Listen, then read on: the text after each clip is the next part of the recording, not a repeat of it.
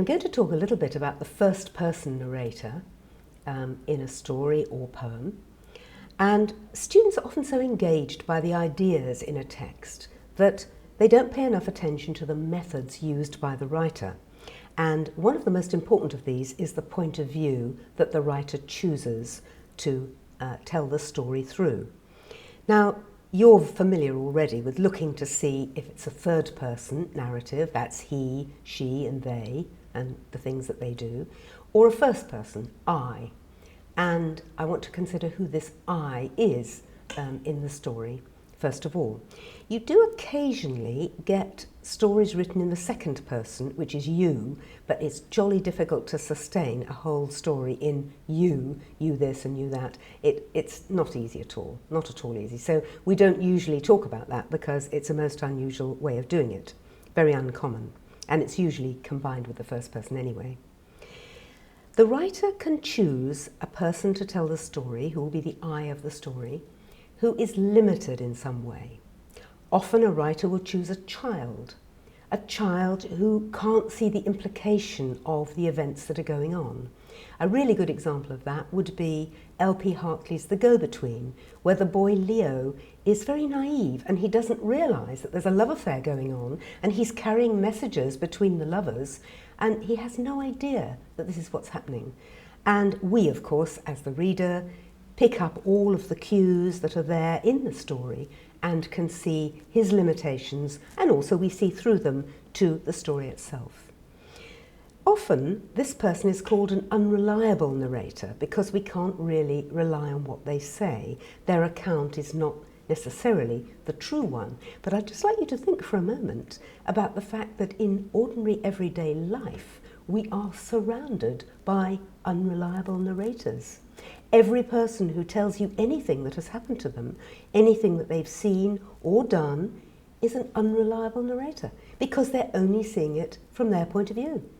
They've got their own hidden agendas, they've got their own biases, they only see certain things, they don't see everything, and of course this means that we are used to it in everyday life. But when it's used in a story, we have to look very closely to see what's happening in the narrative, which we can see through the narrator, that the narrator can't see for themselves.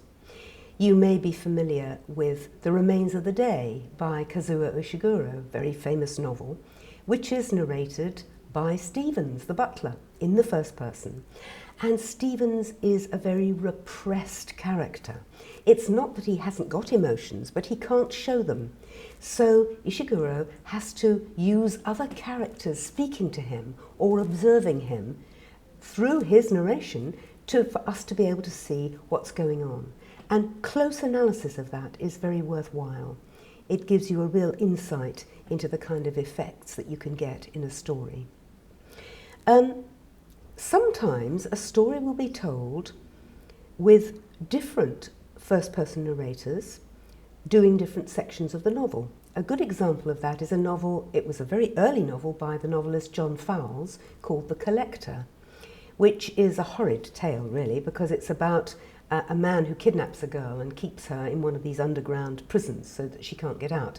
Actually, he's called the Collector because he collects butterflies as well, and he starts to collect girls. And the first part of the story is told in the first person by this girl who's an art student, and she is captured by him. The second part of the story, the middle section, is told by him. And we immediately get a completely different view of things. We see his repressed, strange character, his whole attitude to life and to women, and we are shocked by it, but it gives us a completely different insight into the story compared with her part of the story. So that is a fascinating thing. A very recent example is that by a well-known writer now called Ali Smith, called How to Be Both, where the story is told in two separate sections by two different first-person narrators who, one of them is a contemporary person and one of them was writing hundreds of years ago or speaking hundreds of years ago. And interestingly, the book has been published in two different ways.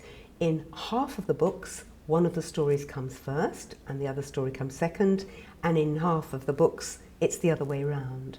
and it all depends on which one you read first, the kind of effect that it has. So there's an interesting thought too. So the use of the first person can be very, very varied in the novel and short story. And you need to look very, very closely to see what effect that has. Another great favourite of students is The Great Gatsby, where the narrator is not Gatsby himself, or Daisy, or any of those other characters, but somebody called Nick Carraway. And his attitude to Gatsby is fascinating, because he approves of Gatsby and really likes him and tries to tell his story, but at times you feel he is an unreliable narrator.